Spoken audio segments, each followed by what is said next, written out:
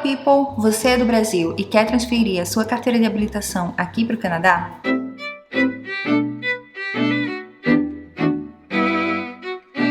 Se você ainda não me conhece, eu sou a Prila e acabei de passar pelo processo de transferência da carteira agora em outubro de 2022 e quero falar especialmente com você que está vindo ou pensa em vir para cá. A gente se desespera, não sabe por onde começar e é por isso que eu quero te ajudar. Se você não é habilitado no Brasil, você tem que começar o processo aqui no Canadá do zero. No entanto, se você, assim como eu, já tinha uma habilitação no Brasil, o processo é esse que a gente vai falar agora. Uma coisa que você precisa saber é que varia em cada província as regras, as modalidades, mas no geral eu vou falar como é aqui em Toronto, Ontário, Canadá. A primeiríssima coisa que você precisa saber antes de ir no centro de carteira de motorista aqui no Canadá é que você precisa entrar nesse site que eu estou deixando aqui embaixo, porque esse vai ser o seu processo número 1, sua primeira etapa. Nesse site você vai procurar o local que diz assim, carteira de motorista. E nela você vai preencher, é claro, os formulários, as fichas, tudo que você tiver que preencher nesse link aí. Daí você dá uma pausa nesse processo, que é daqui do Canadá, para poder ir no site do Detran do Brasil. Isso mesmo. Do site do Detran você vai precisar de uma certidão de prontuário. Caso você não consiga achar assim tão fácil, vou te dar uma super dica. Essa aí já é uma dica de ouro que merece o seu like, merece você se inscrever aqui no canal se você ainda não é inscrito ou inscrito, e merece você também compartilhar para os seus amigos, porque você pode ir na opção do site do Detran chamada certidão de emprego e com essa certidão de emprego, na verdade você consegue essa certidão de prontuário que nada mais é que as suas informações contendo a sua pontuação no Brasil, no caso, que deve ser 0 ou próxima a 0, e também o seu nada consta. Em você conseguindo a sua certidão de prontuário, ela sai na mesma hora. Você imprime e aí sim você volta para o site aqui do Canadá. E após preencher tudo mesmo, aí vai ser a hora de você sair de casa e ir no Canada Post. Você consegue fazer também do seu banco, mas a gente recomenda mais, tipo, Canada Post mesmo. E o que é que você vai fazer lá? Você vai fazer algo chamado de Money Order. Você vai colocar o valor, vai colocar o nome e vai destinar esse Money Order para o Consulate General of Brazil, que é o nosso consulado brasileiro aqui no Canadá. Lembrando que você vai fazer um Money Order para cada pessoa que você vai aplicar. No meu caso, eu fiz um para mim e o outro para o meu esposinho. Mas calma, não envia nada ainda por correio, tá? Apesar de você já estar lá no correio, você já tem o Money Order e você também vai ter que comprar um envelope, que é um envelope especial. Ele tem assim um X, um Express Post. Na verdade, você vai comprar 2, vai ter até que comprar um prepaid. Tudo isso que eu tô falando tem por escrito lá no site do Itamaraty, mas de qualquer forma já vou te adiantando aqui tudo que você vai fazer, esse processo. Se você estiver anotando aí, já coloca uma observação para, mesmo com o envelope em mão, ainda não enviar nada. Por quê? Lembra das fichas que a gente preencheu lá online com todas as nossas informações? A gente vai precisar receber de volta um e-mail do Consulado do Brasil informando que eles analisaram tudo e que a gente pode dar prosseguimento. Só quando eles nos enviam este e-mail, que no nosso caso aconteceu deles enviarem no mesmo dia, então pode ser que demore 24 horas ou sei lá, 48 horas, mas eles fazem esse serviço muito rápido de verificar os seus documentos, os seus dados online e aí te responder. E aí quando eles te respondem, é que você vai nos correios e envia. Presta atenção para seguir todos os passos certinhos, tá? Principalmente essa questão do envelope, que tem que ter as 2 vias pagas. Ah, e dentro dela, a gente enviou a certidão de prontuário, a nossa habilitação e também o certificado de que a gente tinha pago aí o Money Order. Pra gente, aconteceu que em menos de uma semana a gente teve de volta o papel em casa, com selo lá bonitão e todo o documento em inglês informando que a gente podia dar prosseguimento com a nossa carteira de habilitação canadense. Tendo o papel do governo em mãos, era a hora que a gente tinha que decidir o que fazer, né? E antes mesmo de ir no centro para fazer a prova e tudo mais, a gente decidiu estudar em casa. Tem vários simulados que você pode fazer, tem um próprio livrinho do governo que você vê as regras, vê as leis, vê as placas, tem muita coisa que é bem diferente do que a gente já estudou no Brasil. E se você se sente preparada para fazer a prova, vai em um centro que você pode tirar a G1, depois a gente grava um vídeo aqui para compartilhar com vocês os tipos de habilitação e, sabe, as modalidades que existem Mas a primeira coisa que você tem que ter é a G1, que é chamada aqui. E essa prova, que é o nosso teste teórico no Brasil, aqui eles são de 40 questões e você paga 106 dólares canadenses por pessoa. A depender do centro, do dia, da hora que você faz a prova, você consegue refazê-la no mesmo dia, caso reprove. Daí você vai ter que pagar 16 dólares canadenses extras e vai conseguir fazer. E o interessante é que eu falei para vocês que são 40 questões, né? Dentre elas, 20 vão ser referentes às leis e as outras 20 vão ser referentes às placas. Ou seja, se uma pessoa reprova somente a prova, digamos, de lei, quando ela for pagar para refazer, seja no mesmo dia ou seja depois,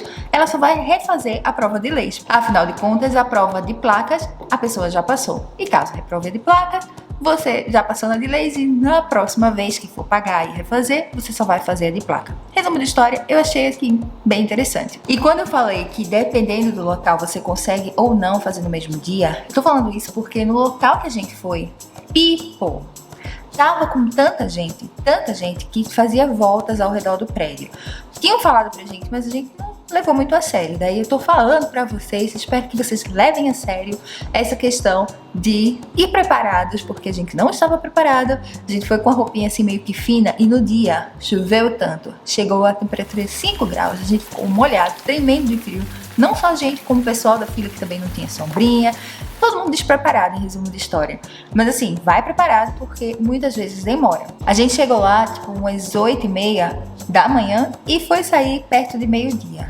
Passamos por muita coisa, ainda bem que passamos na prova, né?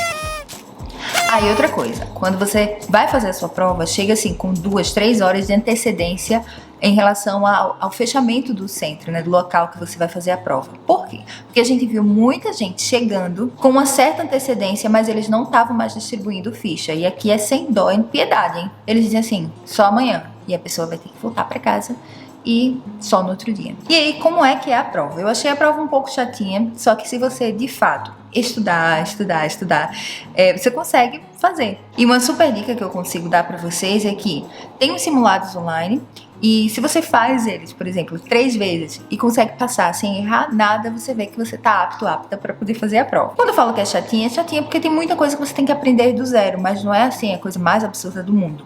As pessoas aqui no Canadá começam a fazer essa prova a partir dos 16 anos. Então você vê que os jovenzinhos estão aí na escola, tudo bem, com a mente fresca, são acostumados a estudar para a prova e tudo mais. Mas assim, é algo que, sejam adolescentes ou sejam pessoas da nossa idade ou mais velhas, vão conseguir aí, com um pouco de esforço, aprender. E aí a gente falou antes que caso alguém seja reprovado, consegue fazer a prova imediatamente ou até mesmo no outro dia ou quando quiser, pagando novamente a pequena taxa de 16 dólares canadenses, mas também se a pessoa for aprovada, como foi o nosso caso, você já sai de lá com um papel falando que você tem a G1. Isso significa que você pode dirigir já com alguém que tem a carteira de habilitação aqui do Canadá há mais de 4 anos. E também tem outras regrinhas que a gente não vai entrar em detalhes agora, vamos deixar para o próximo vídeo. Mas pelo menos você já tem parte da carteira de habilitação aqui no Canadá. E por a gente já ser habilitado no Brasil, você consegue marcar imediatamente para poder fazer a sua outra prova, que é a prova que a gente chama no Brasil de prova prática. Esta prova prática, que é a prova de direção, ela custa cerca de 200 dólares canadenses por pessoa e você consegue nesse centro de habilitação marcar para que um instrutor esteja lá para olhar, avaliar você e você faz a prova prática. Nós ainda não marcamos a nossa, porque de todo o coração a gente até recomenda isso também para vocês, que antes de fazer a prova, você marque uma aula assim prática, sabe, com um instrutor real oficial canadense. E a gente tá falando isso porque apesar da gente já saber dirigir, talvez você também,